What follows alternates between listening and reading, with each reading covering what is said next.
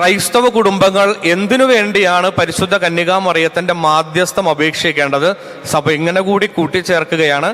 ഒരു കുടുംബത്തിന്റെ നാഥയായ മറിയം, അതായത് ഒരമ്മയുടെ ഏറ്റവും ഹൃദയഭേദകമായ അവസരത്തിൽ പോലും അമ്മ വീണുപോയില്ല. അതായത് സാധാരണ നമ്മൾ പറയും, ഒരമ്മയുടെ ഏറ്റവും ഹൃദയവേദന ഉണ്ടാകുന്ന അവസരങ്ങളിലൊന്ന് അമ്മ അല്ലെങ്കിൽ അപ്പൻ ജീവിച്ചിരിക്കുമ്പോൾ മക്കള് മരണമടയുക എന്നതാണ്. അപ്പനും അമ്മയും ജീവിച്ചിരിക്കുമ്പോൾ നമ്മുടെ മക്കൾ നമ്മുടെ കൈവെള്ളയിൽ കിടന്ന് മരിച്ചു പോകുന്നു എന്ന് പറയുന്നത് ഒരപ്പനും അമ്മയ്ക്കും സഹിക്കാൻ പറ്റാത്തൊരു കാര്യമാണ്. എന്നാൽ പരിശുദ്ധ കന്യകാമറിയം ജീവനോടെ ആയിരിക്കുമ്പോൾ തൻ്റെ പ്രിയപ്പെട്ട മകൻ മരണത്തിലേക്ക്, കഠിനമായ വേദനകൾ ഏറ്റെടുത്തുകൊണ്ട് മരണത്തിലേക്കും കുരിശുമരണത്തിലേക്കും കുരിശിൽ തൂക്കപ്പെട്ട് കണ്ണടച്ചത് ആര് കണ്ടു? പരിശുദ്ധ മറിയം കണ്ടു. അമ്മ ബോധം കെട്ട് വീണോ? അമ്മ അലറി വിളിച്ച് കരഞ്ഞോ? യോഹന്നാൻ സുവിശേഷകൻ എഴുതി വയ്ക്കും, മറിയം കുരിശിന്റെ ചുവട്ടിൽ നിന്നിരുന്നു.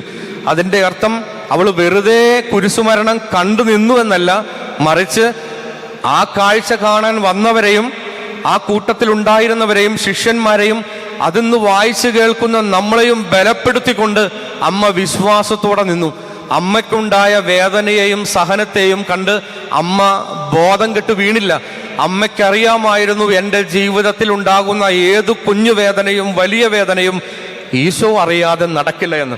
അപ്പം നമ്മുടെ ജീവിതത്തിലെ സഹനങ്ങളെ എങ്ങനെയാണോ നേരിടേണ്ടതെന്ന് ആര് പഠിപ്പിക്കുന്നുണ്ട്? പരിശുദ്ധ അമ്മ പഠിപ്പിക്കുന്നുണ്ട്.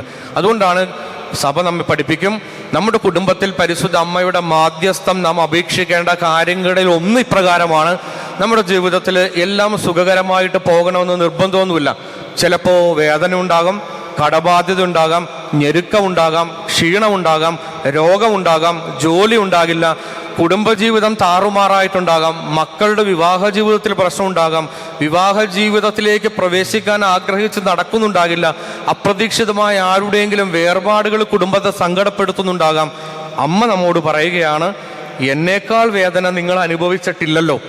എൻ്റെ മകനെ തലയ്ക്ക് സ്ഥിരതയില്ലെന്ന് പറഞ്ഞ് ആളുകൾ പിടിച്ചുകൊണ്ടുപോകാൻ ശ്രമിച്ചതും, അവനെ കല്ലെറിഞ്ഞ് കൊല്ലാൻ ശ്രമിക്കുന്നതും, അവനെ കുറ്റമാരോപിച്ച് രാജാവിൻ്റെ മുൻപിൽ നഗ്നനായി നിർത്തപ്പെട്ടതും, അവൻ ഭാരമുള്ള കുരിശു വഹിച്ചുകൊണ്ട് കാൽവരിയിലേക്കുള്ള വഴിയിൽ നടന്നുപോയതും, അവൻ രക്തം മുഴുവൻ ചിന്തി നിലത്തു വീണതും, അവനെ ആളുകൾ ക്രൂരമായി പരിഹസിച്ചതും മർദ്ദിച്ചതും, അവൻ നഗ്നനായി കുരിശിലേക്ക് തൂക്കപ്പെട്ട് കണ്ണുകളടച്ചതും ഞാൻ കണ്ടില്ലേ?